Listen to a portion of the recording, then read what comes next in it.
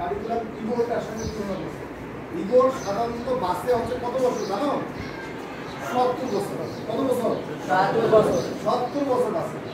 যখন ইগলের বয়স 40 বছর হয় তখন ইগল বুড়ো হয়ে যায়, নখ পড়ে যায়, খাবার ধরতে পারে না, চুল পড়ে যায়, পাখা খুলে যায়, সে বৃদ্ধ। তার দুইটা পথ, একটা পথ তাকে নিজের মৃত্যু হওয়া, মারা যাবে, আর না হলে তাকে নূতন করে আবার পুনর্জন্ম হতে হবে, মানে পুনরায় তাকে জন্মগ্রহণ করতে হবে। তাহলে ইগল পরে কি তখন?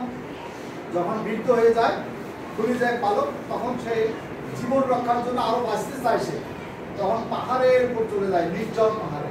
ওখানে গিয়ে ইগল আস্তে আস্তে তার ঠোঁট দিয়ে পালকগুলোকে ছিঁড়ে ফেলে দেয়, তার পায়ের নখগুলা সে খুলে যায়, তখন খাদ্য পায় না। এইরকম ইগলকে 6 মাস যন্ত্রণা সহ্য করতে হয়। তারপরে 6 মাসের মধ্যে ইগলের হয় কি আবার নতুন পাখা গজে, নখ হয়, ঠোঁট হয়, তখন ওখান থেকে ইগল আবার পুনরায় উড়াল দেয়, দিলে আরো 30 বছর বাঁচে। এই জন্য ইগলের টোটাল বয়স বাঁচে কত? 70 বছর। আমাদের কারিকুলামটা অনেক পুরাতন, আমরা অনেক পুরাতন ধ্যান ধারণা নিয়ে চলছি। এখন আমরা যদি ওই ইগলের মতো যদি আমাদের পরিবর্তন না হয়, তাহলে আমরা আমাদের কিন্তু ওই বিদেশি মানুষের কাছে আমরা আর কাজ করে খেতে পারবো না। আমরা বাংলাদেশের মধ্যে একটা বোঝা হয়ে দাঁড়াবো, এবং বোঝা হওয়ার ফলে আমরা তখন বেকার জীবনযাপন করবো, এবং একমাত্র মানুষ বলে না আমার কোনো উপায় নেই, আত্মহত্যা করা ছাড়া আর কোনো উপায় নেই। তখন আমাদের একমাত্র আত্মহত্যার পথ বেছে নেবে, তাছাড়া আর কোনো উপায় নেই, না খেয়ে থাকতে হবে।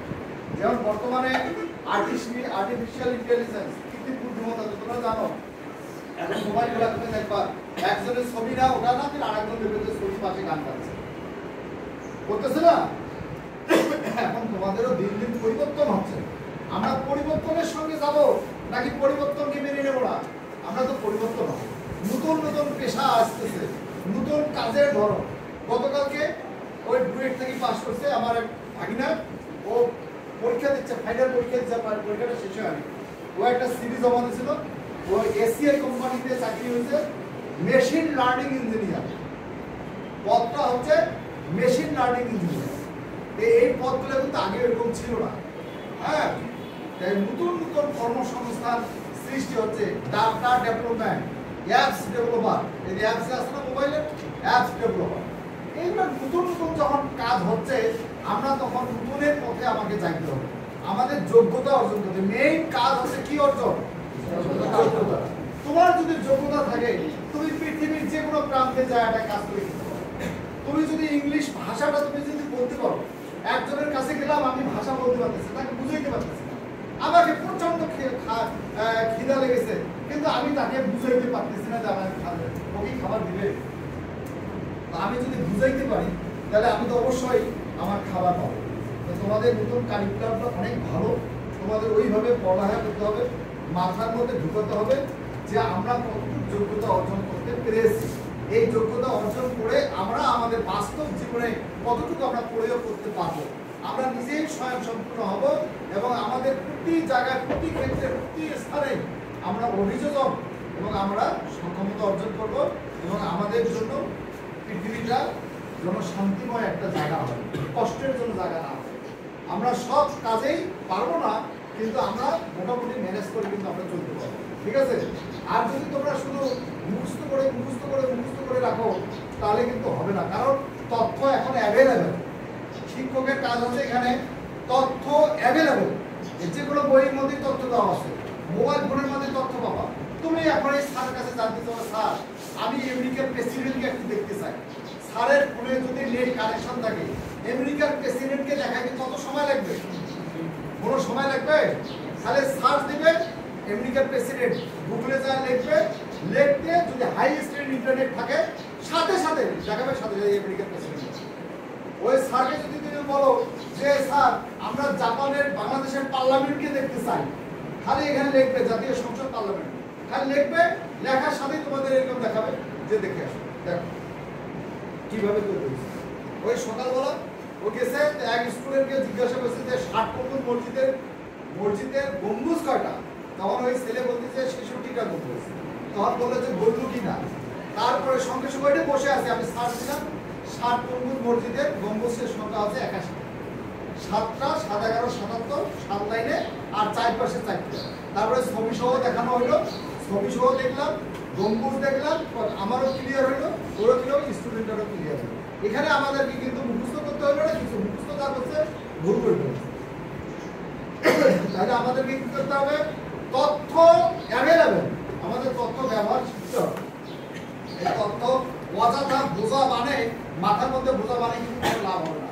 এটাকে তোমাদের করতে হবে কি ওইরকম যোগ্যতা সম্পূর্ণ তৈরি করতে হবে, অভিযোজনের সক্ষমতা আসতে হবে এবং তোমাদের যোগ্যতা অর্জন হবে। যোগ্যতা হচ্ছে 4টা, একটা হচ্ছে জ্ঞান, দৃষ্টিভঙ্গি, মূল্যবোধ, আর একটা কি দক্ষতা। এই 4টা যদি তোমার অর্জন হয়, তুমি পৃথিবীর যে কোনো জায়গায় যে প্রান্তে যাও তুমি কিন্তু আর তোমাকে খরচ করবে। ঠিক আছে? এই যোগ্যতা এখন যেমন সিম্পল যোগ্যতাটা কি? সাইকেল আমি একটা চালাইতে দিলাম, সাইকেল সম্পর্কে জানি, সাইকেল এভাবে চলে এভাবে চলে এভাবে চলে, তাহলে এটা কি হলো? সাইকেল সম্পর্কে জানি, এটা জ্ঞান হলো না আমার।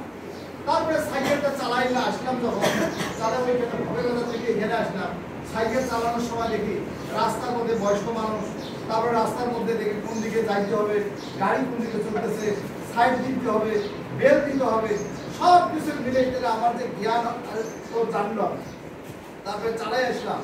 আমাদের দক্ষতা, মূল্যবোধ, মানুষকে সাইড দিতে হবে, বেল দিতে হবে, কোন দিকে যাইতে হবে, তাহলে আমার দৃষ্টিভঙ্গি মূল্যবোধ যদি আমার না থাকে, তাহলে আমাদের দক্ষতা, জ্ঞান, দৃষ্টিভঙ্গি, মূল্যবোধ সুন্দরভাবে আমি সাইকেলটা এখানে চালাই আসলাম, কোনো রাস্তার মধ্যে কোনো সমস্যা হলো না, কোনো কিছু হলো না, তাহলে তুমি একটা যোগ্যতা অর্জন। আর রাস্তার মধ্যে আসতে তুমি বেল দাও না, রাস্তা চলতে হয় একদিকে, তুমি যাচ্ছ আর একদিকে, ওখানে বয়স্ক একটা মানুষ দিচ্ছ গায়ের মধ্যে লাগায়, দিয়ে স্টুডেন্ট নিয়ে আসি ঝগড়া, এই স্টুডেন্ট আমরা স্টুডেন্ট রাস্তার মধ্যে সাইকেল লাগাই দিচ্ছি গায়ের মধ্যে, তাহলে তোমার কি ওই যোগ্যতা অর্জন হয়েছে? কিন্তু জ্ঞান হয়েছে, সাইকেল সম্পর্কে তুমি জানো, বেল দিতে হয়, এটা দিতে হয়, সব বলতেছে, কিন্তু কাজের বেলা কিছু নেই। ঠিক আছে? ওইটা এখন শিক্ষকের কাজ হচ্ছে কি তোমাদের যে ভিতরে প্রতিটা মানুষের একটা সুপার পাওয়ার আছে, প্রতিটা এখানে যতজনে বসে আসো তোমাদের এক্সট্রা কিছু গুণ আছে। কেউ গান পারে, কেউ খেলতে পারে, কেউ হাসতে পারে, কেউ দুষ্টামি করতে পারে, কেউ গল্প করতে পারে, কেউ ডিবেট করতে পারে, কেউ অন্যকে হাসাইতে পারে, কেউ আবার দেখবে যে একজন আরেকজনের সঙ্গে এমনভাবে গল্প করবে সে হাঁটুনের অঙ্গভঙ্গি আলাদা। তার মানে প্রত্যেকটা মানুষেরই, প্রত্যেকটা ছেলে মেয়ের একটা করে কিন্তু পাওয়ার আছে। সেটা বইতে আছে তোমাদের, সেই পাওয়ারটার নাম কি দিছে? Super power. এই সুপার পাওয়ারকে খুঁজে বের করতে হবে কার? যে কার মধ্যে কোন পাওয়ার আছে, এই পাওয়ারটা বের করে, সেই পাওয়ার খুঁজে বের করে তারপরে টিচারকে ওইভাবে কাজে লাগাতে হবে যে এই মেয়েটা গানের সবচেয়ে ভালো হবে, ওইটা খেলতে পারে ভালো, ওইটা হাসাইতে পারে ভালো, ওইটা নাচতে পারে ভালো, ওইটা গাইতে পারে ভালো, ওইটা ডিবেট করতে পারে ভালো, ওইটার মধ্যে পরিষ্কার পরিচ্ছন্ন, ওর মধ্যে লিডারশিপ আছে, এর মধ্যে গল্প বই পড়ে ভালো, ও পরিষ্কার পরিচ্ছন্ন থাকে ভালো। এই যে পুরো ক্লাসটার মধ্যে দেখবা কারো না কারো কিন্তু এরকম বৈশিষ্ট্য আছে যে স্পেশালিস্ট, সে সবচেয়ে ভালো। এই ভালো দিকটা সবাই নিবে, এইটা বের করার কাজ হচ্ছে এখন শিক্ষক। কাজে আগের কারিকুলাম আছে শিক্ষক কেন্দ্রিক, এখন কারিকুলামের বলতেছে এখনকার শিক্ষার্থী কেন্দ্রিক। শিক্ষার্থীরা আগে বলবে, স্যারেরা পড়ে, শিক্ষার্থী যেখানে ঠেকে যাবে স্যারেরা সেখানে সহযোগিতা করবে। ঠিক আছে? তোমরা ভালো থাকো, আবারও তোমাদের সাথে দেখা হবে। তোমাদের স্কুলের একটা অ্যাক্টিভিটি পেয়েছি এবং যে টুপি দিয়েছে তাকেও ধন্যবাদ। আমি পাতা দিয়েছি তোমাদের